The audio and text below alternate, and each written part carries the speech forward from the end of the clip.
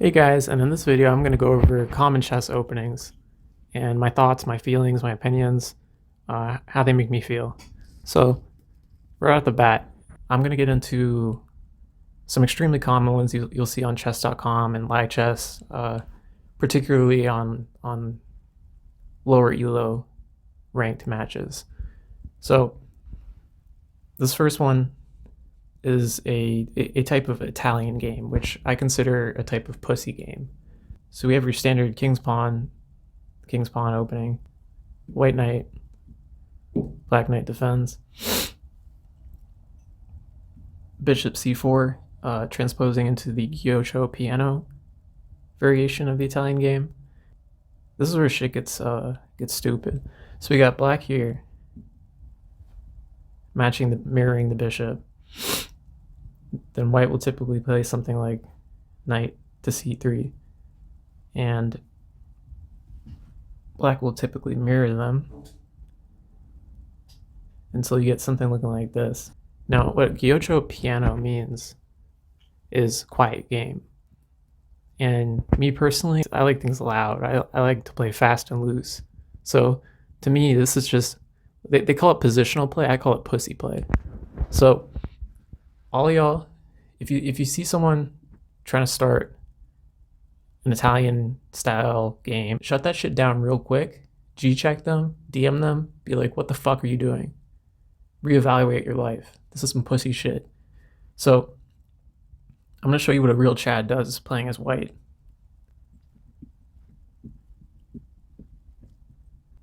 Oh, by the way, do you like my board? My grandma heard I like chess, so she got it for me for Christmas. And you know what I said to her? I said, Grandma, do you even know my elo? What the fuck do you take me for? This is some baby board.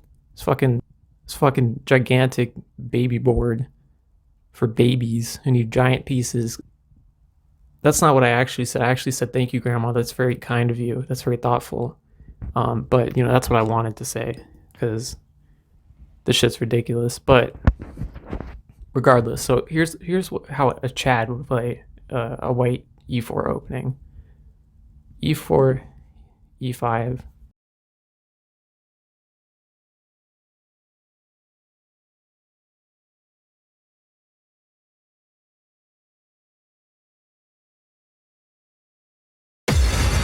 This is a certified hood classic. Give them a fucking choice.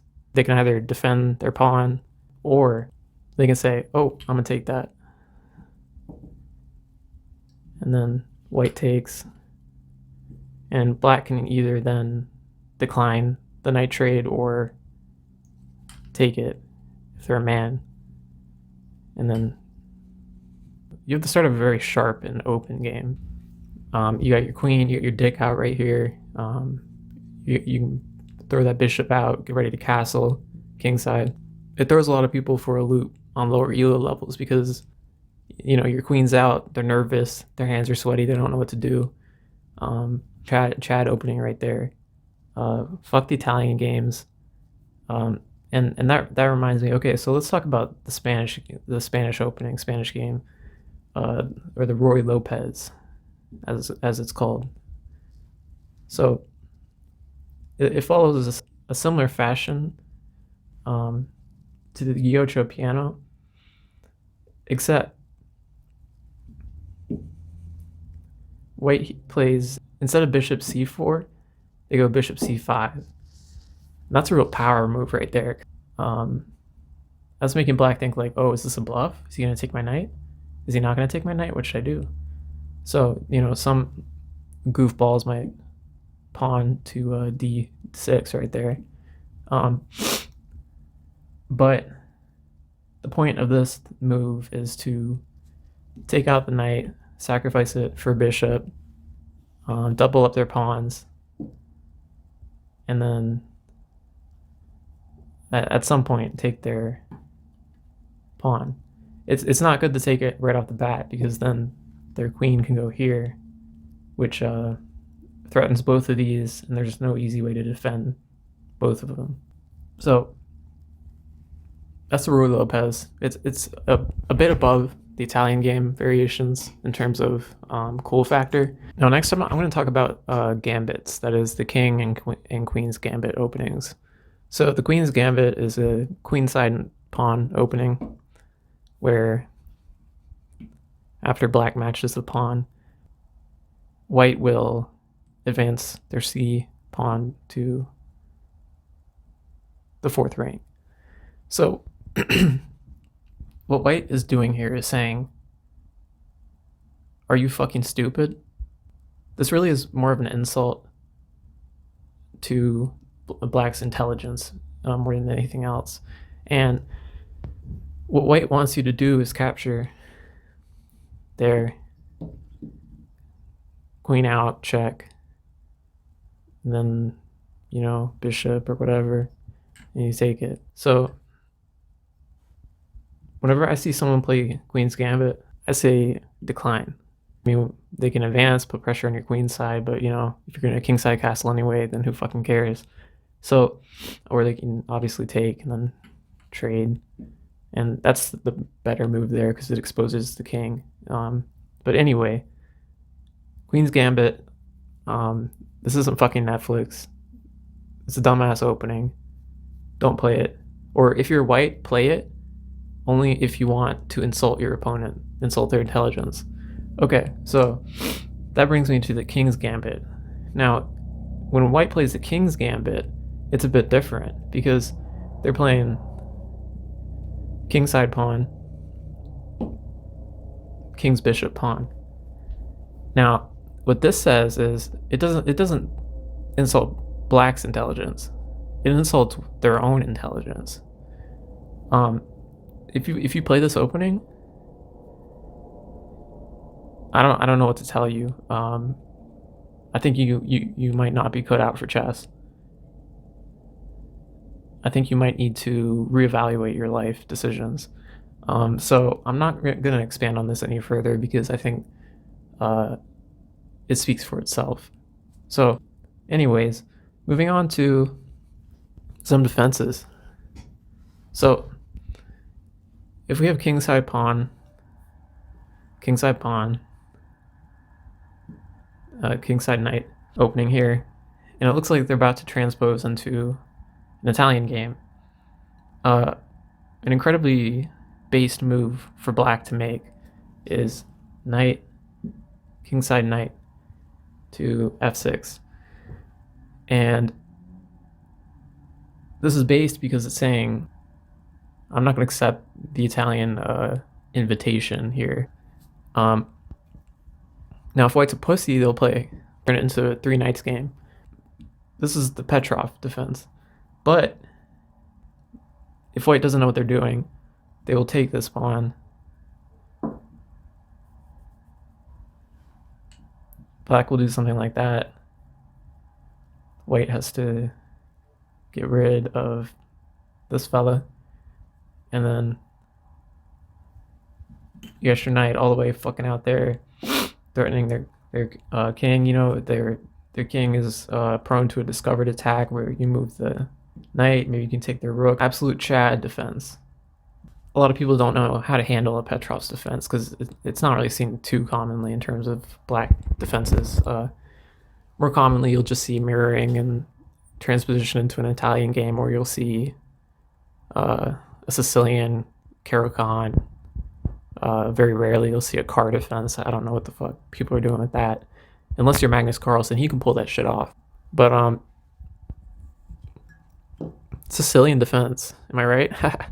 So Sicilian defense, I respect it.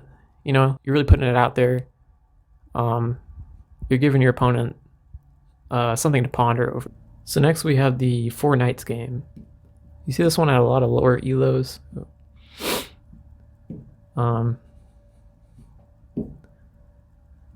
Because often beginners are told to develop their knights before their bishops.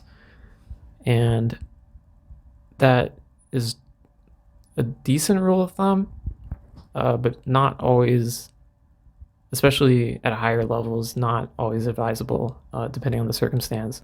But it's a very balanced opening. I'm kind of neutral towards it. I mean, it's not an Italian game, at least. But the thing is, it can easily transition into an Italian game, which I don't fuck with if white plays bishop there.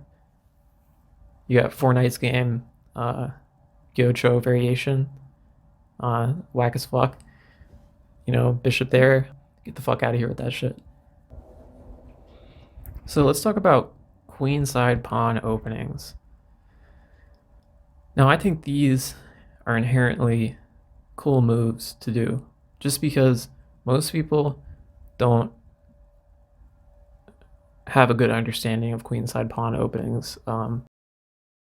The most common opening is e4, so it kind of throws people off at first. They're not sure exactly what's going to happen if they're not well versed in the possible queenside openings. And I'm not going to go into them in details, but I just want to say that queenside openings in general, I mean, if you play them against me, fuck you. But if I'm playing them, then it's pretty based. So we got that covered. So let's talk about a little bit of a less common opening, or defense rather. So pawn to e6. The French defense is that's some pussy shit right there. White will generally, want to dominate the center there, understandably. Black might play there, which white would then respond with that. You're putting pressure on their king sides when they castle. They don't got a lot of space, and you're already dominating the center. So I do not recommend playing the French defense. One, it makes you look like a fucking coward. Two, it's not advantageous positionally in the early game. I mean, they'll threaten your pawn or whatever, and you protect the pawn. You can throw a cheeky little Roy Lopez style thing in there. And I don't respect people who play the French opening. Next, we're going to talk about openings with early bishop development for black defenses. And I like these because it's saying, fuck the rules. Knights before bishops, that's a bunch of shit. It's saying, I'm not going to play this conventionally. I'm not no amateur. I know what the fuck I'm doing. So black might play something like that. Usually not recommended, but also kind of based, because you're saying take the center. You're saying take the fucking center. I don't care. And then you're potentially setting them up for an attack on that pawn. So what they do is fianchetto the bishop. That's just a European way of saying put the bishop on this diagonal between these pawns.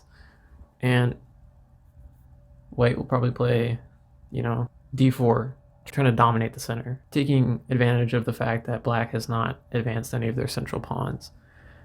And that's the logical decision, but it's also lame as fuck. Zero coolness factor, by the book shit. Get the fuck out of here with that. Black might do something like that. So you could probably see knight to f3 defending this pawn. Once again, white's playing by the book here. Knight's out, control the center. I say fuck that shit. And black plays b6.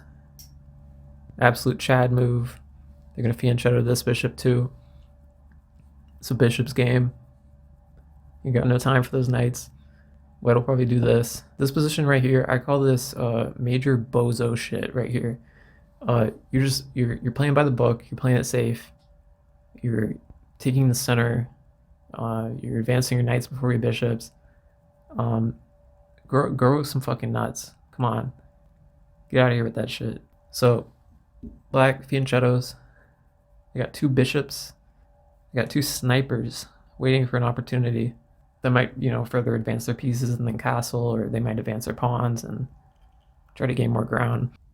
But the bishop game, very high coolness factor. And I think that's really important in chess. All these people are talking about positional advantages and, controlling the center, advancing your pieces. But I think that coolness matters way more than all of that. So if you're playing like this, you need to reevaluate your life and why you're playing chess. And you need to get the stick out of your ass and really trying to up the cool factor here, because Like, look at this. Like, seriously, you got 2 knights defense here, 2 pawns out there. That's real bozo shit if you ask me. So that brings me to not necessarily an opening, but like something you'll see in early games sometimes. You might find yourself in a situation where, you know, for whatever reason, these pawns are gone, and it's white's turn, and it's queen to queen. Now, if you're a pussy, you will move your queen to safety. If you are a Giga Chad, you will take their queen right off the bat. Because that's saying, I don't need a queen to beat you. And that also sets it on to take the central pawn. So trading queens early on like that, very, very aggressive, very you're making a statement there, and I respect that. Now this last opening I want to go over is the best opening, in my opinion. I saved the best for last here. So white plays e4. You know what black says? You know what black says? Black says h5. 0 development, 0 positional advantage here, arguably, and no attempt to maintain control over the center. None of that shit. They're saying h5, fuck you, I don't care. Now, in my opinion, this is probably the best response to e4 for black. Just straight up h5, and it's not because it's a good move logically. It's because it's a tactic of psychological warfare. You know, if someone plays this and you're white, you're gonna be thinking, what the fuck? They got something up their sleeve? Are they fucking with me? It's just an insult. So you're playing mind games with them by playing h5. And I think that can really impact a game. So yeah, I mean, the white equivalent of doing this would be h4. Also a very Chad opening. You're saying, you know, I'm white, I got an advantage, but I'm gonna throw that away. And that's very admirable, in my opinion. So anyway, that's most of the common openings and defenses. I didn't really get too much into, like, you know, the car defense and the Dutch defense and all those other ones, English opening. You know, I don't really fuck with that European shit. But anyways, I hope this was helpful for you guys. Long story short, regardless of anything, pawn h5 or h6, that's the opening you want to go for. It's been said many times. You can quote me on this. Pawn on the h file. Get that shit going. And by doing so, you're committing an act of psychological terrorism. And I think that is the most overlooked factor in chess, and needs to be employed more. You can play, you know, these fucking boring ass, like, slow, closed off positional games where you can throw a wild card. Even, you know, just like an improvised opening, like not something standard. I respect that, because people are too concerned about efficiency. They're too concerned about playing it safe, playing it by the book, playing moves that computers think are logical. And I say fuck all that. I say prioritize style, prioritize coolness, and it doesn't matter if you lose, at least you look cool. So anyways, thanks guys.